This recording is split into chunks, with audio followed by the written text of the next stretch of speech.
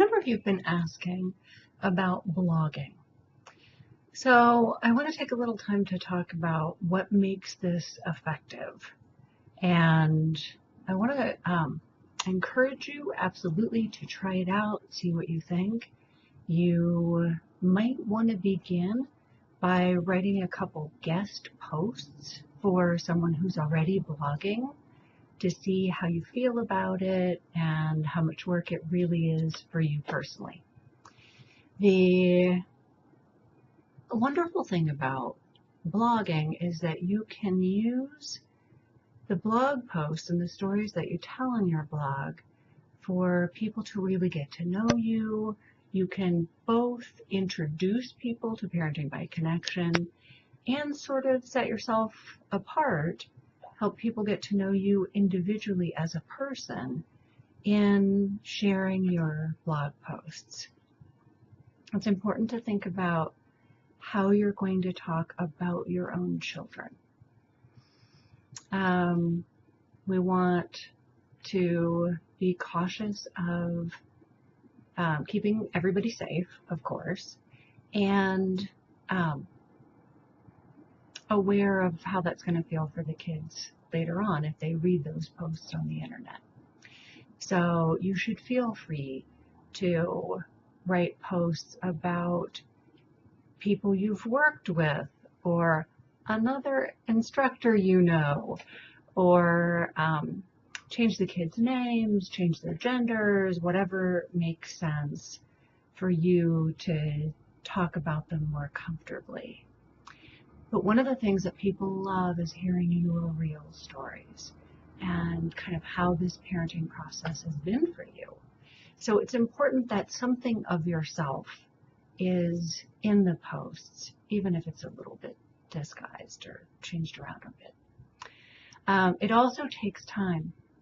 The wonderful thing about blog posts is that they can start a lot of conversation, so it's very important for you to keep an eye on the comments and to respond in a timely manner to the comments that are generated from your blog posts.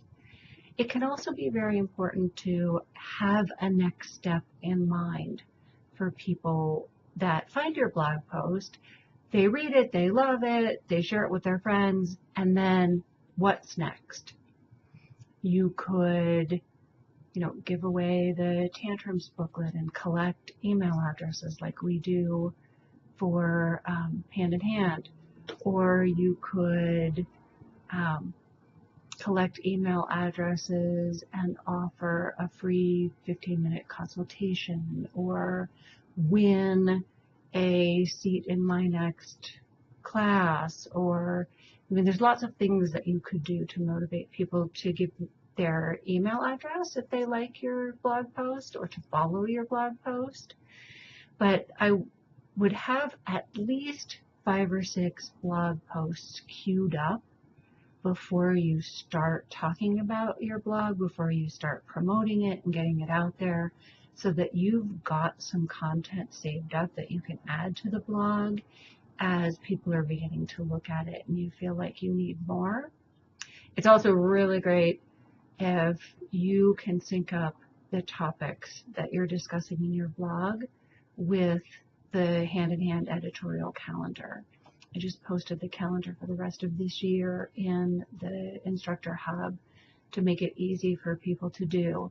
And there's a pretty standard calendar that we use with, the same. We always talk about school in August. We always talk about fears in October.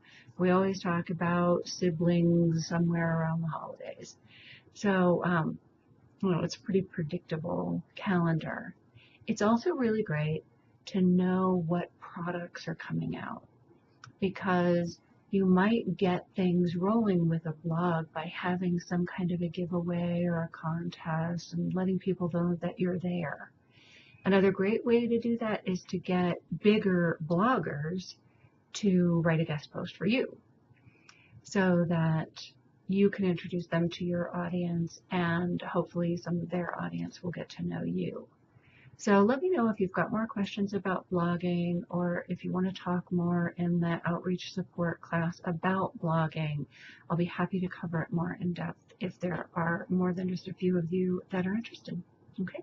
Thanks very much. Talk to you soon.